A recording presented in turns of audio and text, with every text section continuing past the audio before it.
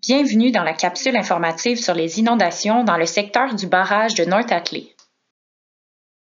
Le territoire à l'étude correspond au bassin versant du lac Massawippi, auquel on ajoute la rivière Massawippi en aval du barrage. On retrouve sur ce territoire le barrage de North Atlee, mais également d'autres barrages plus au sud, comme le barrage de la chute Burrow. Ce territoire touche en partie à la MRC Memphremagog et à la MRC de Coaticook. Lorsqu'on parle d'inondation, on parle d'un phénomène de montée des eaux sur les terrains riverains. Les inondations semblent être un enjeu majeur sur le territoire du lac Massawippi puisque 78% des répondants à notre sondage ont mentionné qu'ils considéraient les inondations comme étant problématiques à au moins un endroit de la zone d'étude. Les zones identifiées ici en mauve ont été ciblées par les répondants à notre sondage et par la littérature comme faisant l'objet d'inondations. Les zones ayant été mentionnées le plus souvent sont le secteur de la baie Bacon au sud du lac où se trouve l'embouchure de la rivière Tomiphobia, ainsi que le village de North Atlee au nord du lac à l'embouchure de la rivière Massawippi. D'autres endroits ont aussi été mentionnés, par exemple la rivière Massawippi à la hauteur du pont couvert, le secteur Atlee Acres à l'est du lac et le long de la route 141 à Ayers Cliff. Nous verrons un peu plus loin la répartition des zones inondables officielles sur le territoire. Parmi les résidents et utilisateurs que nous avons interrogés, plus de 75% de ceux qui sont présents depuis 10 ans ou plus sur le territoire considèrent qu'il y a au moins 10 ans que les inondations sont un enjeu important dans la région du lac Massawippi. Ce ne serait donc pas un phénomène récent. La majorité des personnes interrogées affirment ne pas avoir constaté de tendance particulière dans le temps, c'est-à-dire qu'il n'y aurait eu ni augmentation ni diminution dans l'ampleur ou la fréquence des inondations au cours des années. Voici quelques photos d'événements d'inondation à travers l'histoire à North Atlee. Certaines datent de près de 100 ans, alors que d'autres sont plus récentes. En aval du barrage, les inondations sur la rivière Massawippi ont particulièrement affecté les terrains riverains. Voici quelques photos de la rivière Massawippi dans le secteur de Lennoxville, à l'embouchure de la rivière Saint-François.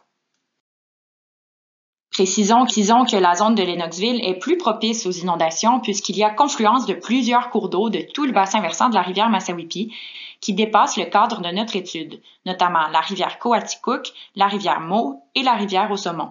Ce sont principalement les terres agricoles au sud de Lennoxville qui subissent des dommages économiques. Sur l'ensemble du territoire à l'étude, certains événements sont plus extrêmes et ont des conséquences plus importantes. En 1982, par exemple, il y a eu d'importantes inondations suite à des pluies torrentielles et les zones agricoles du sud de Lennoxville ont subi des dommages économiques considérables. En 1994, ce fut l'une des inondations les plus dévastatrices pour la région du lac Massawippi, surtout à North Atlee et à Ayers Cliff. 1 millier de personnes ont été évacuées. En octobre 2005, c'était la première fois en 100 ans que Lennoxville subissait des inondations en automne. Celles-ci ont forcé l'évacuation de plus d'une centaine de personnes. En 2019, récemment, d'importantes inondations ont eu lieu au printemps et de nouveau en automne le 1er novembre. Il est à noter qu'il n'existe aucune étude qui répertorie de manière exhaustive toutes les inondations pour le territoire que l'on étudie ici. La base de données Aquarisk, conçue par l'organisme Ouranos qui étudie les changements climatiques, rassemble des documents et des informations sur des centaines d'inondations et plusieurs dizaines d'étiages depuis le 17e siècle. Ces données sont utiles pour documenter les événements ayant eu lieu sur le territoire du lac Massawippi. Les inondations sont le résultat de plusieurs événements parfois simultanés, comme la fonte des neiges rapides au printemps, les embâcles de glace qui peuvent former de véritables barrages à l'écoulement des eaux, les vents forts provoquant des vagues qui frappent durement les rives, ou encore les pluies torrentielles.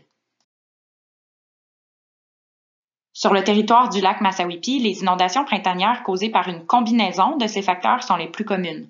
Mais il est aussi possible de subir des inondations en hiver dues aux redoux et aux embâcles de glace, ou encore en été lors de pluies torrentielles. En automne, ce sont également des précipitations extrêmes qui causent des inondations, découlant parfois de la fin des ouragans qui arrivent du sud. Toutefois, les inondations d'automne sont historiquement très rares au lac Massawippi. Pour tout le 20e siècle, seulement 2 événements d'inondation automnale ont été répertoriés.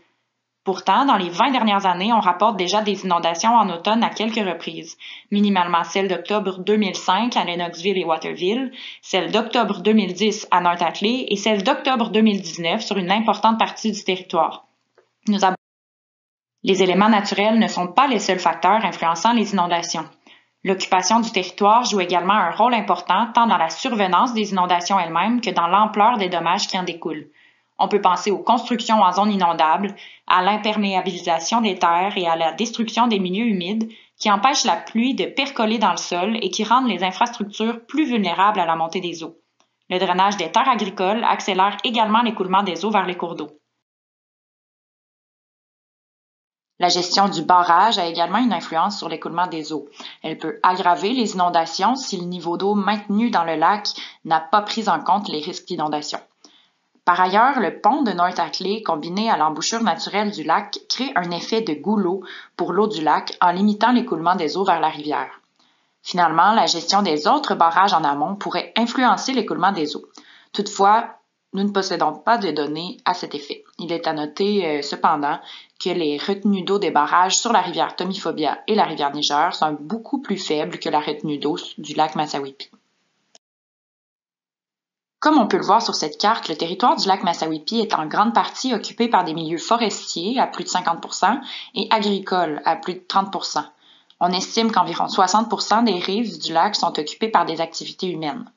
Les zones les plus densément peuplées sont le village d'Ayers Cliff et la baie Bacon, ainsi que le village de North Ackley. La portion nord-ouest du lac, due à son relief très accidenté, est peu habitée. On retrouve très peu de milieux humides sur le territoire, soit environ 0,7%. Il est donc primordial de les protéger vu leur rôle essentiel de filtration et de rétention d'eau. Un peu partout sur le territoire, des terres agricoles ont été délaissées. On remarque des forêts en régénération, alors que d'autres endroits font l'objet de développement résidentiel. On peut voir ici l'embouchure de la rivière Massawippi. Sur la première photo, dont la date est inconnue, on peut voir que les terres sont majoritairement agricoles. Sur la deuxième, datant de 2020, on peut voir une augmentation du couvert forestier, mais également des routes et des habitations. Toutes ces variables ont une influence dans la vulnérabilité face aux inondations. Lorsqu'on parle d'inondations, on peut mentionner les coûts qu'elles imposent pour la sécurité publique, pour les dommages aux infrastructures, pour les prévenir et pour rendre les installations résistantes, ou encore la perte de valeur foncière des propriétés qui sont liées au risque d'inondation. Les impacts psychologiques sont également importants et laissent souvent un traumatisme profond. Par ailleurs, les dommages environnementaux provoqués par les inondations ne sont pas non plus négligeables. En effet, les inondations peuvent entraîner les contaminants vers les plans d'eau, sans parler des déchets solides. De plus, la montée des eaux amène davantage de boue et de sédiments dans l'eau. Dans le cadre de nos entrevues, peu de répondants, soit 15% d'entre eux seulement, ont dit subir des dommages lorsqu'il y a des inondations. Il semble donc que plusieurs riverains se sont bien adaptés au phénomène des inondations, soit parce que l'eau ne se rend pas aux infrastructures, soit parce que celles-ci sont déjà conçues pour faire face aux inondations. Cela ne signifie pas qu'il n'y a aucun impact. Notamment, certains commerces sont inondés très fréquemment. Et à quelques reprises dans l'histoire, des crues printanières ont forcé l'évacuation de centaines de riverains et ont causé certains dommages économiques.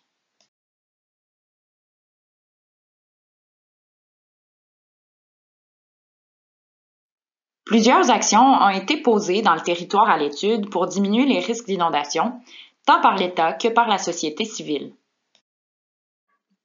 Un tout nouveau régime juridique instauré par le projet de loi 67 s'applique aux inondations depuis mars 2021 et a modifié plusieurs lois québécoises en matière d'aménagement du territoire. En vertu de la loi sur la qualité de l'environnement, le ministre de l'Environnement déterminera désormais les limites des zones inondables ainsi que les zones de mobilité des cours d'eau.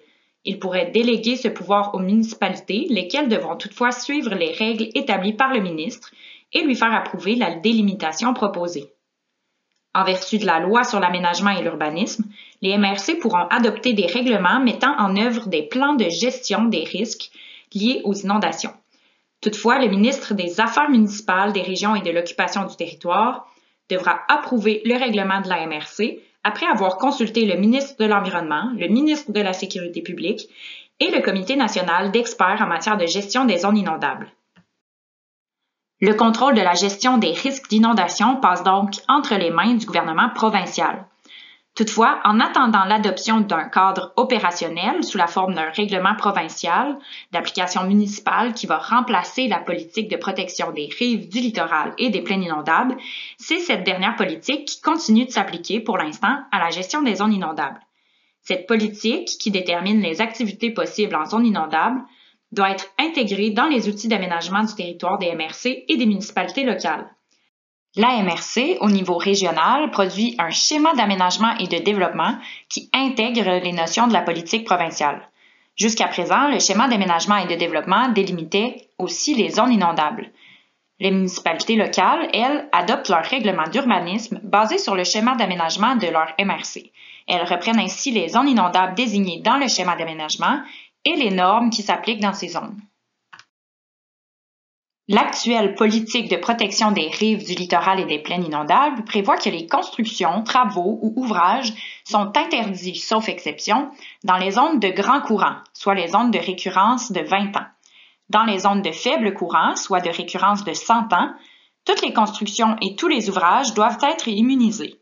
Aucun travaux de remblai, autres que ceux requis pour l'immunisation des constructions, justement, ne sont autorisés. Les zones d'inondation à récurrence de 2 ans peuvent servir à délimiter la limite entre la rive et le littoral en absence d'autres critères plus précis. Une zone d'inondation dite de récurrence 100 ans correspond à la zone où chaque année il y a 1% de probabilité d'être inondée. Une zone d'inondation dite de récurrence 20 ans correspond à une zone où chaque année la probabilité d'être inondée est de 5%. Finalement, si on habite dans une zone de récurrence 2 ans, on a 50% de probabilité d'être inondé chaque année. Il est donc possible d'être inondé plusieurs fois durant une même période de récurrence.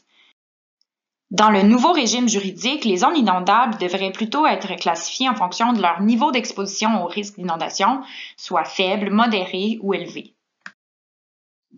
Ce sont les MRC qui étaient responsables d'identifier les zones à risque d'inondation sur leur territoire. Pour faire avancer les connaissances dans ce domaine, le gouvernement du Québec a mis en place divers programmes pour cartographier les zones inondables de centaines de MRC au Québec. Ainsi, le programme de détermination des cotes de crue a permis de définir différentes zones inondables pour le secteur de la rivière Tomifobia et de la rivière Massawippi, grâce à des stations de mesure fournissant des données historiques, par exemple observer les niveaux maximums annuels et mensuels pour les années allant de 1965 à aujourd'hui. Encore une fois, il existe plusieurs méthodes pour délimiter les zones inondables. Dans tous les cas, il existe une certaine marge d'erreur. On peut voir ici la carte des zones inondables au sud du lac Massawippi tirée du schéma d'aménagement de la MRC de Memphremagog. Les zones de grand courant, de récurrence 0-20 ans, se retrouvent surtout le long de la rivière Tomifobia et autour de son embouchure. Cette zone comprend les baies Bacon, Turner et Murray, où les terrains sont plus près du niveau du lac et donc plus affectés par les niveaux d'eau. On voit ici une partie de la rivière Massawippi et de ses zones inondables. À partir de Waterville, la rive sud de la rivière entre sous la juridiction de la MRC de Coaticook.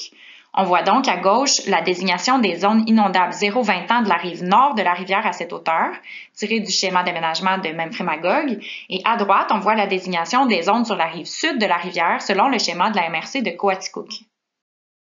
Ici, on peut voir la carte des zones inondables à North Atlee tirée du schéma d'aménagement de la MRC de Memphremagog.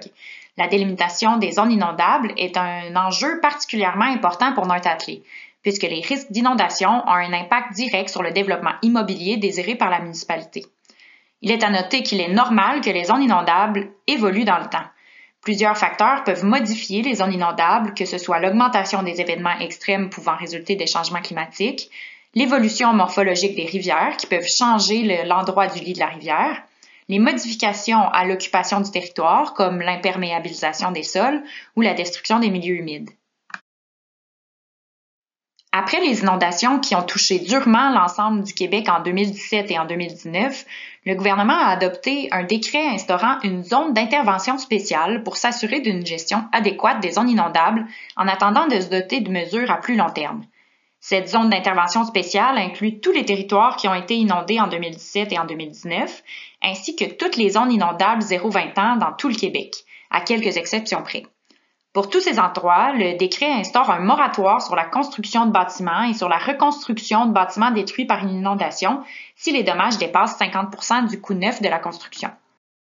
Ainsi, dans toutes les zones inondables de grands courants, 0-20 ans, des MRC de Memphremagog et de Coaticook, dont celles que nous avons vues dans les diapositives précédentes, des restrictions spéciales sont en vigueur actuellement et limitent la réalisation de nouveaux projets de développement. Le cadre juridique mis en place par la zone d'intervention spéciale pourra être levé lorsque l'ensemble des municipalités d'une même MRC auront intégré le nouveau cadre normatif relatif aux inondations et que la reddition de comptes des milieux municipaux témoignera de la bonne administration de la zone d'intervention spéciale. Depuis 2018, le ministère de l'Environnement développe le projet InfoCru. Cet outil lui permet d'acquérir et de consolider les connaissances sur l'évolution des zones à risque d'inondation en vue d'aider les MRC et les municipalités locales dans leur prise de décision. Des cartes interactives sont en développement actuellement partout au Québec. Lorsqu'un projet est assujetti à la loi sur la qualité de l'environnement et doit obtenir une autorisation du ministère de l'Environnement ou du gouvernement, ces derniers devront tenir compte de l'information contenue dans InfoCru, puisqu'elle est souvent la plus récente reconnue par le gouvernement. Cette information peut différer ou non de ce qui est intégré au schéma d'aménagement et de développement des MRC ou dans les règlements d'urbanisme des municipalités. Les changements climatiques pourraient accroître la problématique des inondations au courant des prochaines décennies. La gestion des barrages peut aider à atténuer les effets de ces inondations. Une gestion adaptative et intégrée des barrages devrait par conséquent considérer le risque d'inondation lors de l'établissement des codes d'exploitation. Pour compléter l'action des barrages sur les inondations, des plans de gestion particuliers pouvant s'inspirer d'actions déjà posées ailleurs ou d'initiatives innovantes devraient également être établis pour minimiser les impacts des changements climatiques. Il est à noter que les choix d'aménagement du territoire sont intimement liés à l'augmentation des risques d'inondation et à la vulnérabilité des communautés. Plusieurs solutions peuvent être mises en œuvre pour réduire les risques, incluant la création d'espaces de liberté pour les cours d'eau et la réhabilitation des milieux humides, qui peuvent servir à accumuler les eaux de crue et à régulariser les débits. Pour avoir une idée sur des bonnes pratiques d'aménagement en adaptation aux inondations, nous vous invitons à visionner la capsule explicative « Une nouvelle gestion des rivières arrive à l'heure de la Guémapie » réalisée par l'Agence de l'eau Rhône-Méditerranée-Corse et le DREAL de bassin Rhône-Méditerranée. Le projet Acclimatons-nous compte sur le soutien financier de plusieurs partenaires gouvernementaux, municipaux, académiques et communautaires. Pour de plus amples informations sur le projet, nous vous invitons à naviguer sur notre site web et à consulter les différentes capsules d'information. Vous pouvez également nous faire parvenir vos commentaires en nous écrivant à l'adresse acclimaton.nous@uSherbrooke.ca. Merci et au plaisir de vous revoir sur notre site web ou en personne.